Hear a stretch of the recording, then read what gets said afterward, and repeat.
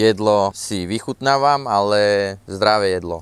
Práve tie nejaké také moc masné jedlá, také som sa už nejako aj v tom športe odnaučil jesť. A ja mám moju super manželku, ktorá mi pripravuje veľa vecí, tých zdravých vecí. Dosť veľa o tom vie a tak sa na ňu tiež spolieham. Určite, keď sme na pretekoch, tak máme postarané o stravu, kde sa o to stará kuchár tímový a zároveň, keď som doma v domácnosti, tak o čo máme ženy. To bol tiež taký nečakaný okamžik, keď som prišiel na vilu Heliu v Dolnom Kubíne. Tu sú vlastne na toto špecializovaní, že tu majú vysoký výber produktov z topinamburu.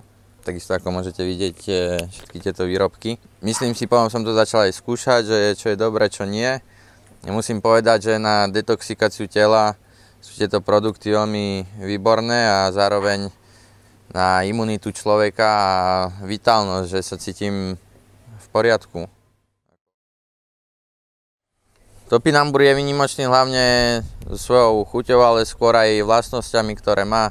Má obsah inulínu, ktorý je veľmi vzácny, ktorý z iných potravín moc nedokážeme získať a má človek glykemický index, tak topinambur ho dokáže ako keby znížiť skoro až o 50%, čo je dosť veľa, takže je to taký pomalší cukor, ktorý vydrží na dlhšie, ktorý dokáže uvoľňovať dlhšie energiu do tela.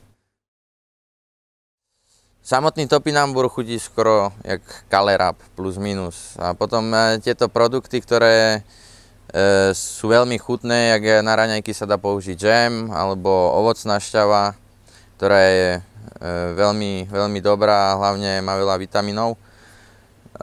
Zároveň sirup sa dá dať jak do nejakého nápoja, tak, alebo do nejakého ľadového nápoja, do čaju, na wafle, ktoré jedávam dosť často pred tréningom.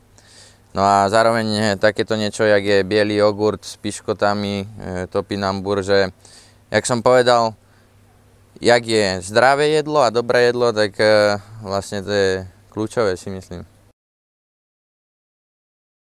V normálnom mojom osobnom živote, keď sa stretnem s nejakým hobbykom na bicykli alebo s nejakým človekom, ktorý ma stretne na ulici, jak to je so stravou, čo také jedávaš?